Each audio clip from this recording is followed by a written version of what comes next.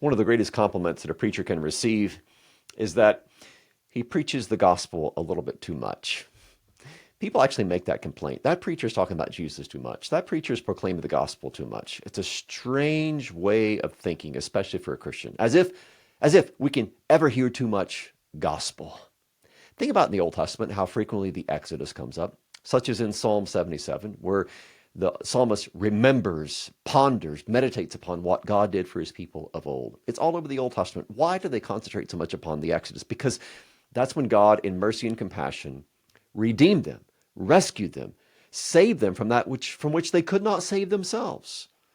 This is a picture of the gospel of our Lord Jesus Christ, who he redeems us, he rescues us, he saves us when we cannot save ourselves. And because life is so hard, because we so often struggle with guilt and shame and fears and depressions and all the stuff that life throws in our face, we can never hear the gospel too much.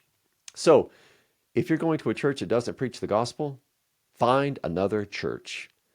Life is too short to go to churches that don't preach the gospel. Find a church that preaches the gospel and listen to that gospel over and over. Listen to what Christ has done for you, because that is the message that is our life, that we are forgiven and free in him. We can never hear the good news enough.